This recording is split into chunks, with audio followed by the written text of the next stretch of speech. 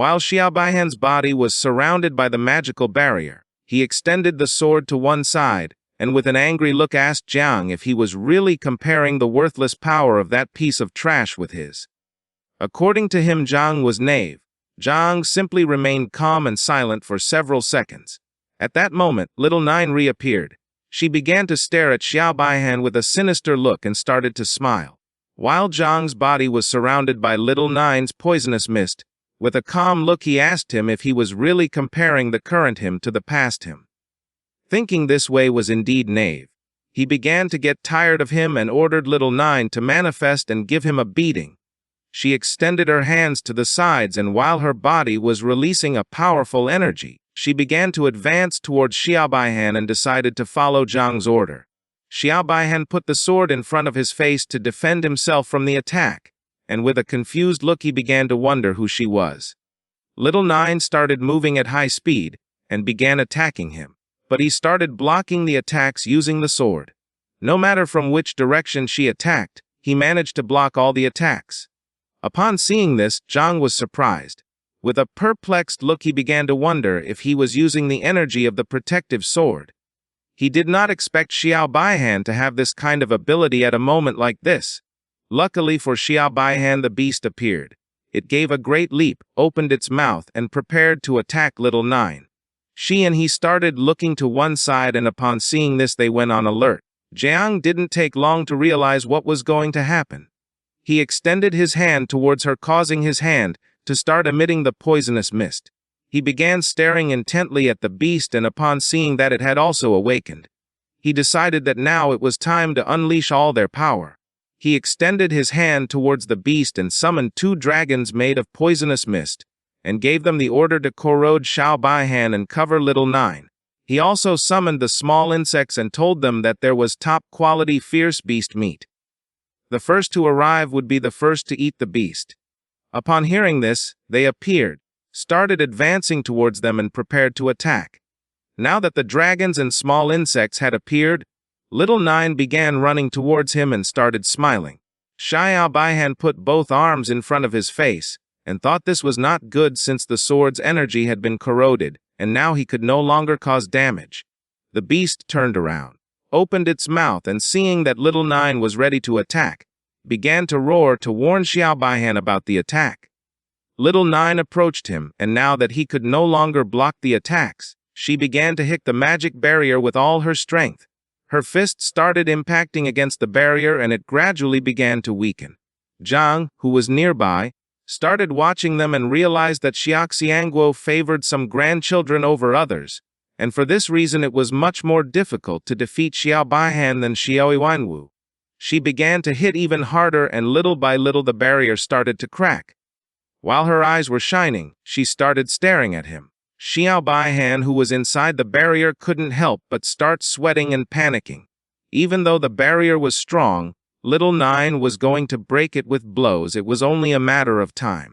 If before she had needed 3 seconds, now she would need at most 3 minutes. At the same time, in the surveillance room, Yuan Guang began to observe the fight.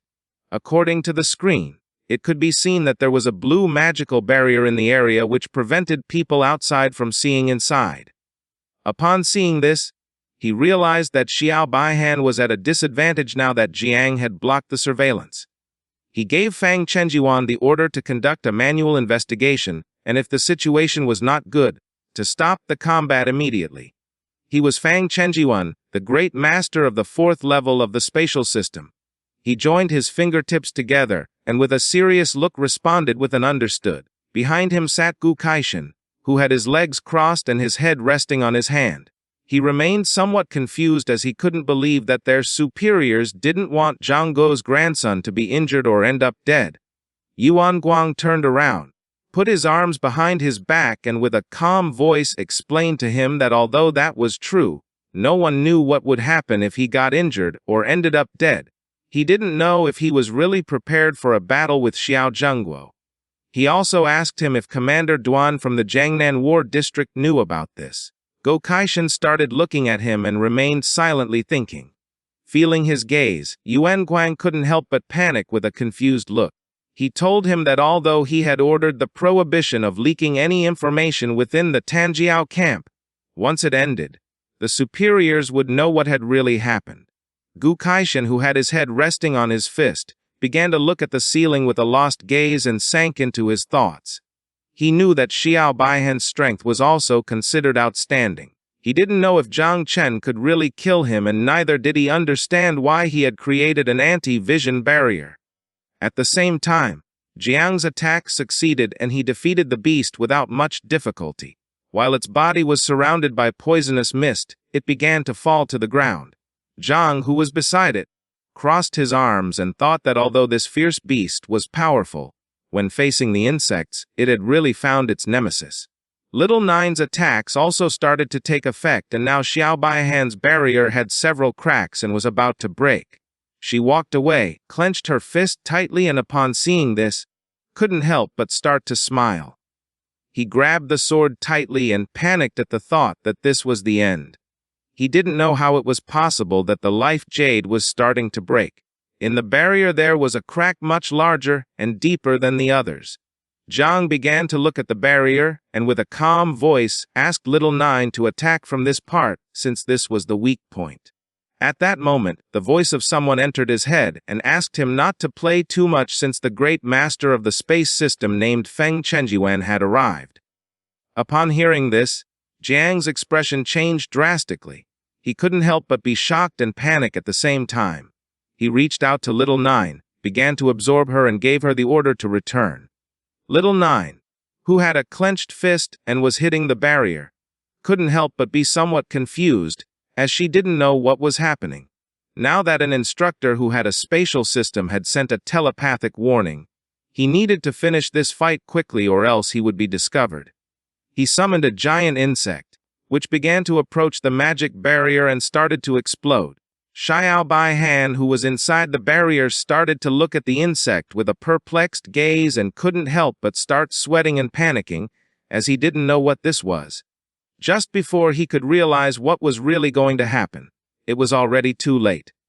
The insect that Zhang had summoned exploded, causing the energy to start entering inside the barrier. Because of this, a great explosion began to generate inside.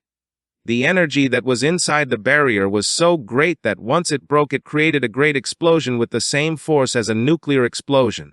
The explosion also broke the barrier that Luo Sando had created. She put both hands on her belly and started falling to the ground. Lu Henkyu, who was next to her, started running towards her, reached out her hand to grab her, and she asked her if she was okay. The explosion also created a large curtain of smoke. Several seconds later, once the curtain of smoke began to disappear, it could be seen that part of the ground was broken. There were flags lying on the ground, and now all that remained of Xiao Baihan was his arm and his sword. Zhang approached the area, took his sword, started looking at the arm, and seeing that only his arm remained, he began to question whether he had been rescued by the great master.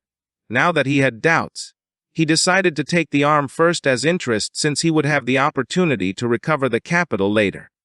He approached Luo Sando, threw her the sword, and asked her to take good care of the sword that belonged to her family.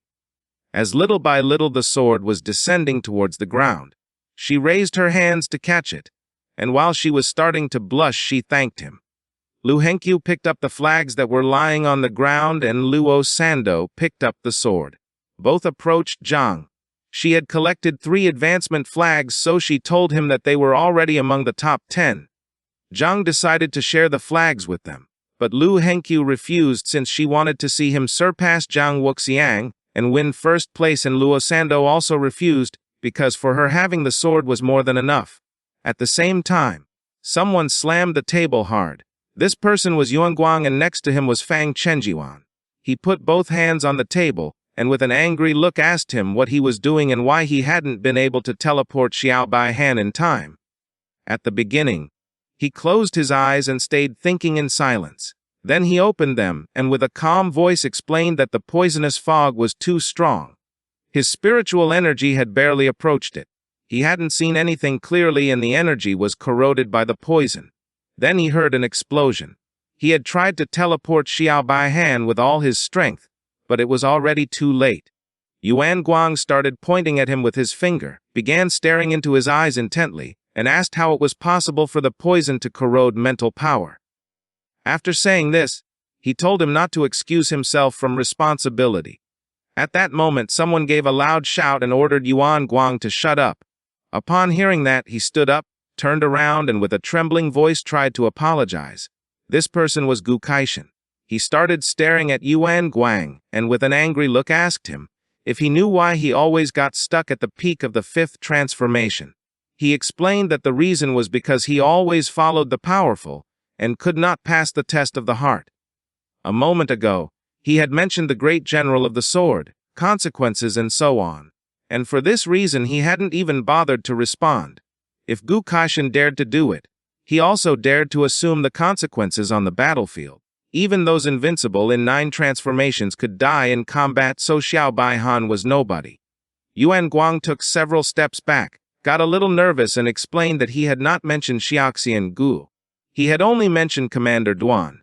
Gu Kaishan turned his back to him, slightly turned his head back, clenched his fist, and with a calm look gave him the order to first report inside the camp, but keeping the information strictly confidential outside. Tomorrow at 6 before the evaluation and the camp ended, no one eliminated could be allowed to leave the camp, including Xiao Baihan. He turned his back on them, started walking towards the door and told them that first he was going to go to the Southern Theater Command. Yuan Guang and Fang Chenjuan started looking at him and remained silent. At the same time, a system window appeared in the sky and informed everyone that Xiao Baihan had been eliminated by Zhang Chen. Everyone started looking towards the sky, and upon seeing this, they couldn't help but be dumbfounded as they were unable to believe that Xiao Baihan had been eliminated. They were in shock and thought they had heard wrong, since he was the legitimate grandson of the great general of the nation. In another part of the camp, a beast in the shape of a boar appeared. It tried to attack Tang Ying and Bai Feng, but they jumped and dodged the attack without much effort, causing its body to hit the ground. Tang Ying couldn't help but stay in shock. She couldn't believe that Zhang had really eliminated Xiao Baihan. Bai Feng remained calm and with a serious look thought this was very strange. In another part of the camp, a beast in the shape of a white lion appeared, but someone gave it a strong blow, causing its body to hit the ground. The person who had defeated this beast was Wushuang. He sat on top of the corpse of it, crossed his arms and started to smile and thought that this was very interesting. This is the end of the video. If you guys want to see the next part,